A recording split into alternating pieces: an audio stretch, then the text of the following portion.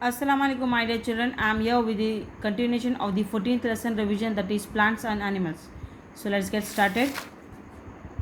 In the previous video, we have revised that plants give us many important things like the food, medicines, beverages, clothes, and wood. Now let us revise from here, that is other things made from plants. In this paragraph, we are going to know what are the different uses of plants, what are the other different uses of plants. So here we go. Paper is made from wood. We get rubber from the juice of the rubber tree.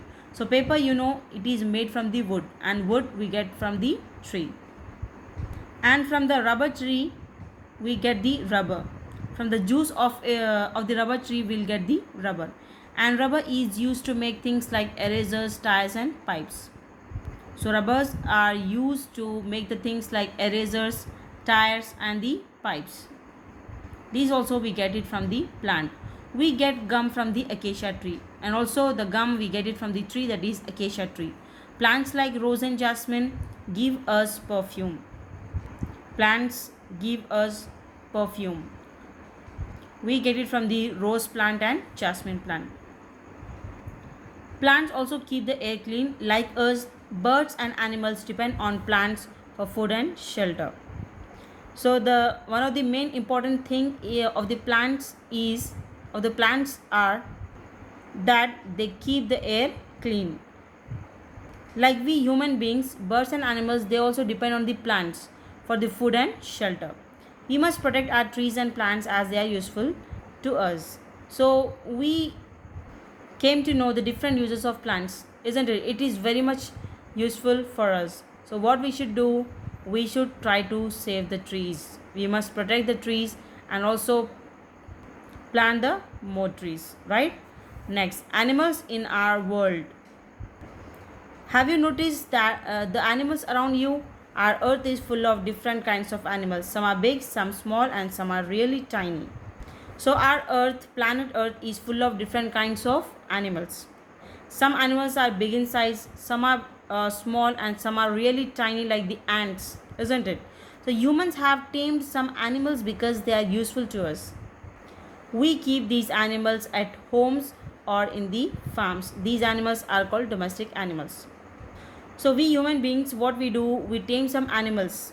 We keep some animals with us to get the benefits from them. Okay, so those animals are called as the domestic animals. We keep these domestic animals at homes or in the farms.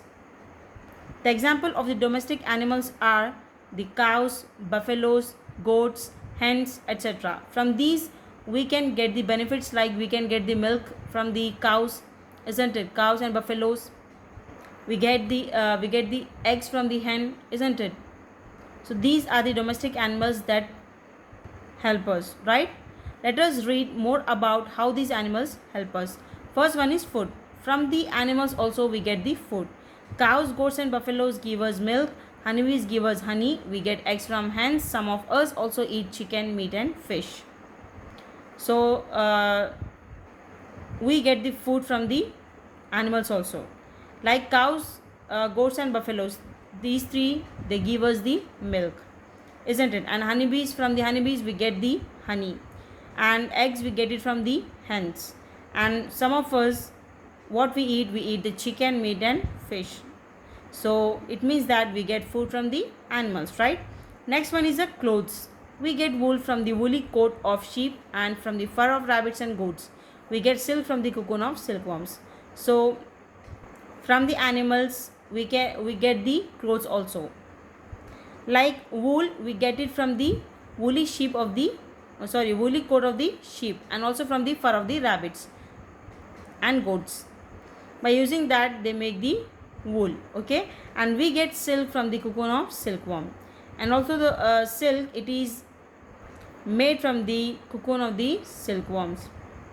This wool is used to make the sweaters, and when we wear this sweaters and the jackets, we wear in the winter season, right children? So animals not only give us the food, but also they give us the clothes to wear. Next one is the transport. Many animals such as horses and elephants are used as transport to go from one place to another. So animals, they are also used as the means of transport for moving one place to another. For carrying the loads, we use the animals. For example, donkeys, they carry loads for us. Look at here the picture. The donkey is carrying the load at its back.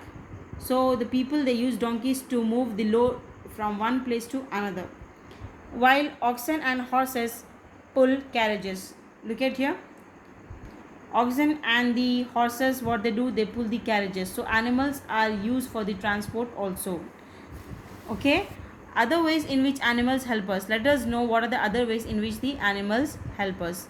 Tiny earthworms help farmers by making the soil loose and helping plants to grow. So tiny earthworms, quechua, what they will do, they will help the farmers in making the soil loose and helping the plants to grow.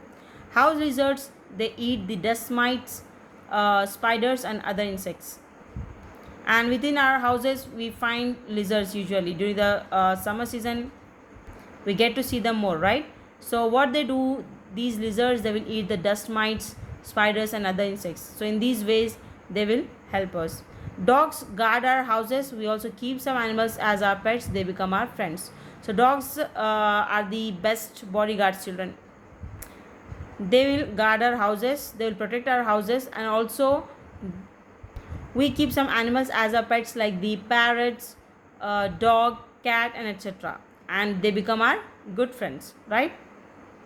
So these are the different uses of the animals. So what we should do, children, we should not only save the plants but also we should save the animals. Why? Because plants and animals are very much useful to us. They give us food, clothes and etc., isn't it? So we must try to save them. Next one, brush up. Let's have a glance over the complete lesson. Plants and animals help us in many ways. We eat different parts of plants. We get medicines, fabrics, wood, beverages and many other things from the plants. So we get different things from the plants like the medicines, food, wood, beverages, fabrics and etc., right? And we eat different parts of the plants. Animals help us by giving us food and clothes, carrying loads and in other ways too. We must save plants and animals. So at last, what we should do, we should save the plants and animals. Why? Because they are helpful for us in many ways. Well, that's it, children. It was the end of our 14th lesson, that is plants and animals. Inshallah, see you in the next video. Till then, stay safe, stay connected. Allah Hafiz.